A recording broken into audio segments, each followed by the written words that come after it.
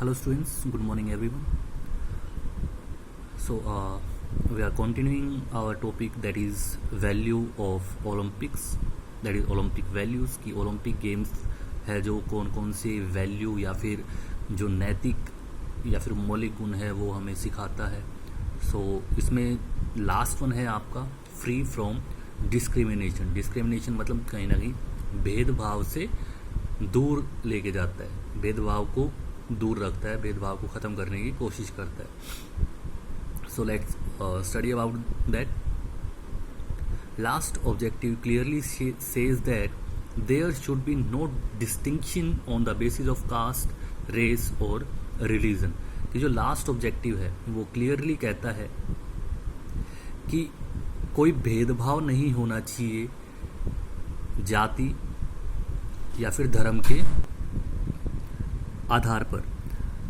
Olympic movement is at least in this respect free from discrimination. और जो Olympic movement है वो कम से कम इस भेदभाव के लिए या फिर इस भेदभाव को कहीं ना कहीं दूर रखता है, उसमें ऐसा नहीं है. कास्ट, रेस, रिलीजन और community are meaningless all together. जो जाति है, रेस मतलब कि जैसे हिंदू रेस, अफ्रीकन, काले गोरे का भेदभाव, धर्म और कम्युनिटी के बेस पे कोई भी भेदभाव वहाँ पर नहीं है. ये सब मीनिंगलेस बातें हैं. During 1972 Munich Olympics 11 Israeli sportsman were murdered but this can be taken as an exception. 1970 के म्यूनिक ओलंपिक्स में 11 इजरायली स्पोर्ट्समैन का मर्डर कर दिया गया, लेकिन इसको एक एक्सेप्शन माना गया है. In 1936 Berlin Olympics Adolf Hitler refuse to give due respect to Jesse Owens, the Negro athletes who had clinched 4 gold medals in that Olympics. 1936 के जो बर्लिन ओलंपिक गेम्स हुए थे उसमें एडोल्फ हिटलर ने जेसी ओवंस को सम्मान देने से मना कर दिया था, जिसने कहीं ना कहीं ओलंपिक के अंदर 4 गोल्ड मेडल्स वोन किए थे. Olympic movement strives for achieving values such as friendship, solidarity and fair play.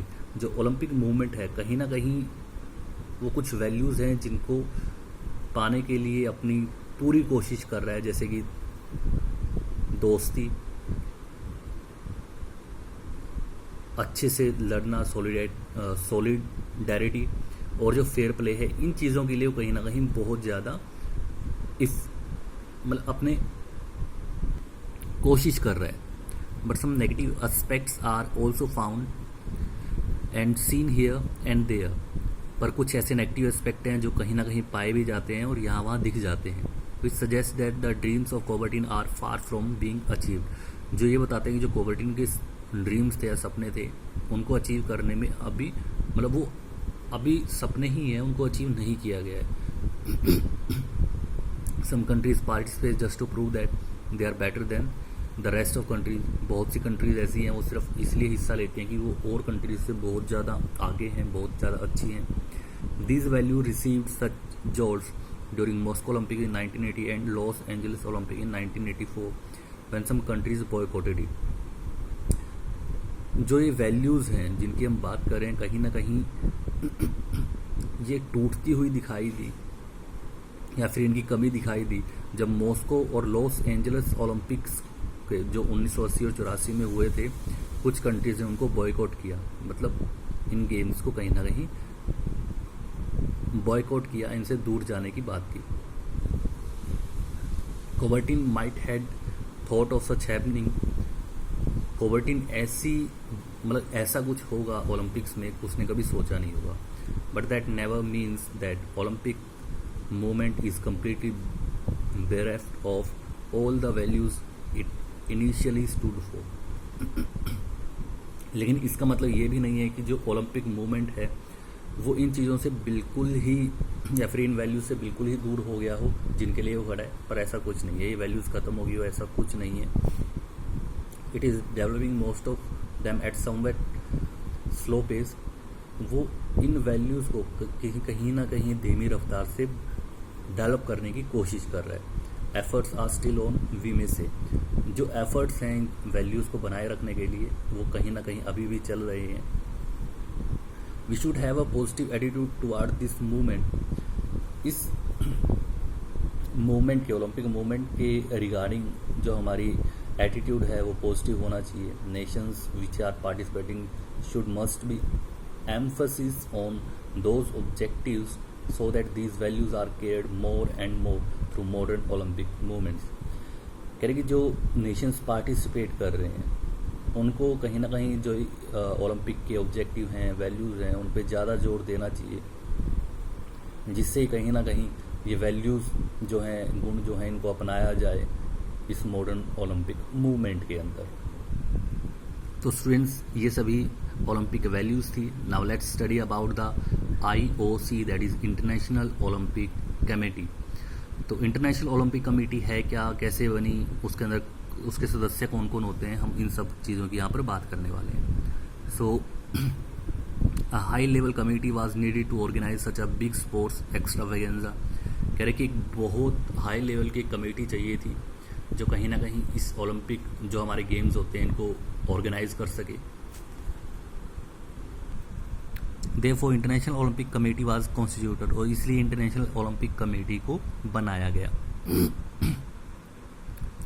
One representative from each of the participating country was taken in this committee. हर एक जो पार्टिसिपेटिंग कंट्री है, जो country participate करती है, उससे एक एक रिप्रेजेंटेटिव को इस कमेटी में लिया गया है. The head quarters of this committee is located in Switzerland. जो हेड क्वार्टर है IOC का, वो स्विट्जरलैंड के अंदर है. There is one president, 2 vice president and 5 executive member in this committee. इस कमेटी के अंदर एक प्रेजिडेंट है, 2 वाइस प्रेजिडेंट है और 5 एग्जीक्यूटिव मेंबर्स हैं.